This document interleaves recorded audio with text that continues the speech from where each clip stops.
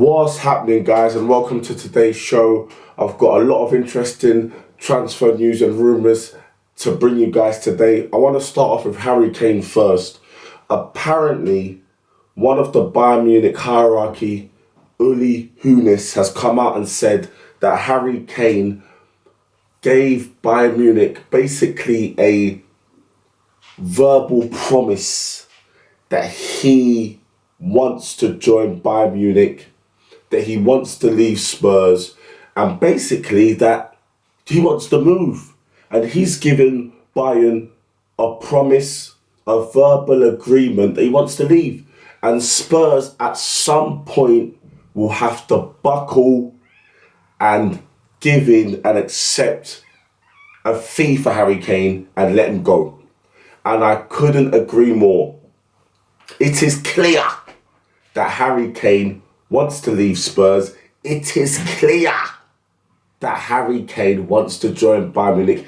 It is clear that Harry Kane wants to win some trophies. And it is clear that he should be allowed to leave. Most sports pundits, sports media are pretty much in agreement that Harry Kane has done his bit for Tottenham Hotspur and he should be allowed to spread his wings and leave the club. And I agree also. So Uli Hoeness coming out with this, I believe is true. It may not please some of the other members of the Bayern Munich transfer committee. It may force Daniel Levy to put his feet firmly more on the ground. But there's only so much stubbornness you can have. If Bayern Munich come in with a £90 million deal with add-ons, Spurs need to sell him because Kane don't want to be there. And judging on Kane's performance yesterday when they lost 3-2 to West Ham, he don't want to be there. He don't want to play for Ange Postecoglou, a shit manager, Spurs' fifth choice manager. No, he wants to leave and play for Thomas Tuchel, one of the best managers in the world, and Bayern Munich outside of Real Madrid and Barcelona and Manchester United, to be honest, the best team in the world, the best football franchise in the world. So, interesting words coming from Mr. Uli Hoeness. But, Kane, you need to be a bit more verbal in your decision and in your, what you want. Just say what you want, bruv. You did it a couple of years ago with Gary Neville. You almost got the move to Manchester City. Say what you want, bruv. And you will be set free. You're being kept. Well, I think Wayne Rooney come out with something. I like Wayne Rooney. I've always loved him as a player. My favourite English player, one of my favourite players of all time. And he speaks a lot of sense now. He's a good manager and he speaks a lot of sense. And he come out and said that Spurs are keeping him prisoner. Free yourself from the shackles, bruv. Say what you want, say your intentions and leave that football club, Spurs. I want to move on to Arsenal. Apparently, we've got Declan Rice, we've got Julian Timber, we've got Kai Havertz.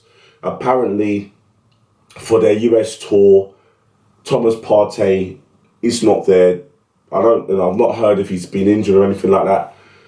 So the fact he's not there could give more strength to the fact that he is leaving. But if he leaves, there's not just one midfielder that is needed. Because I think Arsenal need one more anyway.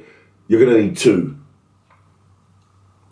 So on that, apparently Arsenal have been linked with Ajax's Mohammed Kudus, who's a defensive midfielder. That would be a fantastic player to come in. He has all the attributes to do well at Arsenal, to do well in the Premier League. I don't know. We've done a lot of business with Ajax in the past already, this transfer window. So Mohammed Kudus coming to Arsenal would be fantastic. It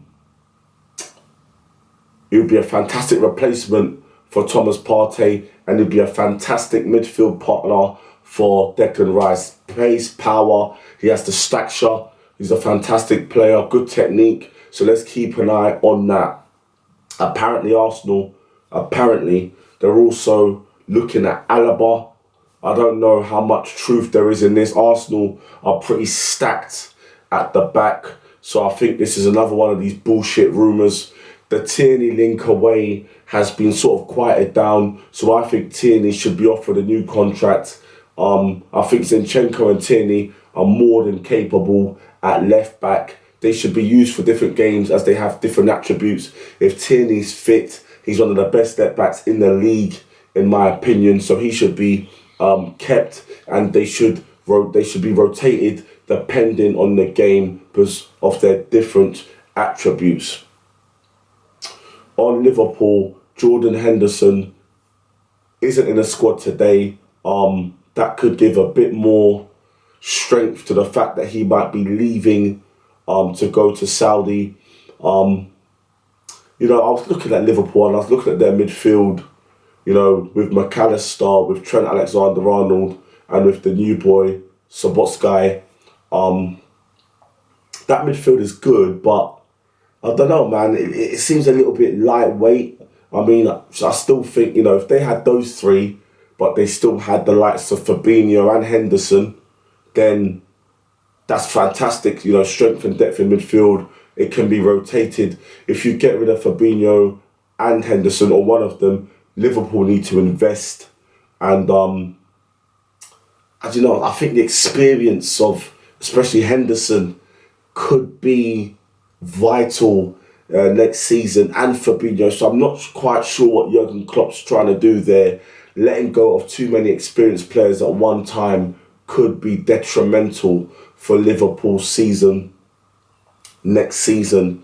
So I'm not quite sure, if that would be the right thing to do moving forward for Liverpool. I mean, they're stacked. They're stacked up front. I still think they need a little bit of cover in the defensive positions. A right back, a centre back, left back. I think they have good, competent players with Tomiskas and Robertson at left back. Robertson's fantastic player, and Alisson in goal. But they still need maybe a right back and a centre back. But midfield, they've strengthened, but if they lose Fabinho and Henderson, or one of them, they're going to need to reinvest again in that midfield. And maybe there's other positions they should prioritise a little bit further, a little bit more than midfield. All right, guys. So this is going to end today's video. Just a quick one today. Please comment, smash the like, share and subscribe. And I'll see you tomorrow for another one. Peace.